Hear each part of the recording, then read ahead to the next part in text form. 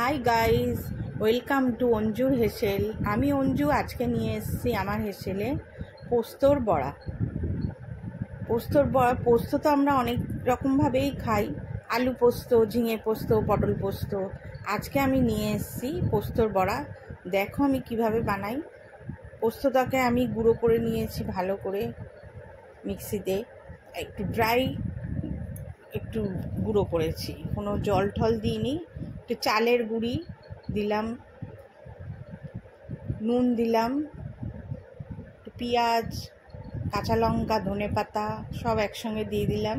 মিহি করে রাখা কাটা পেঁয়াজ, বড় বড় কাটলে ভালো লাগবে না, একটু মিহি করে কাটতে হবে পোস্ত বড়ার জন্য, তবে ভালো লাগবে খেতে।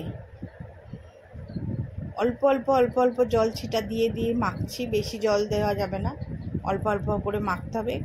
দেখতে হবে যে মুঠো করে ওটা টাইট হচ্ছে কি না। ড্রাই পোস্তটাই আগেই আমি গুঁড়ো করে নিয়েছি মিক্সিতে। এবারে হাতে আমি ছোট ছোট বলের আকার করব।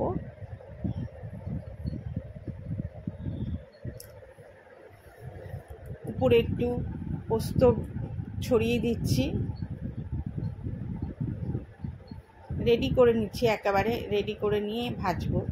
কড়াই দেখছো সর্ষের তেল দিয়ে দিয়েছি, পোস্তর সঙ্গে সর্ষের তেলই যায়, সেই জন্য সর্ষের তেলটা দিয়ে দিয়ে গরম হয়ে গেছে। এবার ছেড়ে দিচ্ছি একটা একটা করে। খুবই ভালো টেস্টি খেতে হয় গরম ভাতের সঙ্গে পোস্তর বড়া, খুবই দারুণ টেস্ট একটা খাবার। ডাল দিয়ে গরম গরম ভাত, ডাল আর পোস্তর বড়া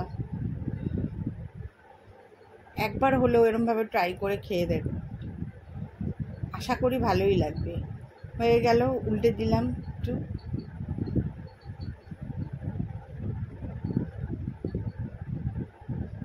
ভিডিওটি ভালো লাগলে লাইক, কমেন্ট, শেয়ার করতে হবে। আবারও নেক্সট ভিডিওতে দেখা হবে, আরও এক নতুন রেসিপি নিয়ে হাজির হব। আমার ভিডিওটি দেখার জন্য অসংখ্য ধন্যবাদ, পাশে থাকার জন্য অসংখ্য অসংখ্য ধন্যবাদ।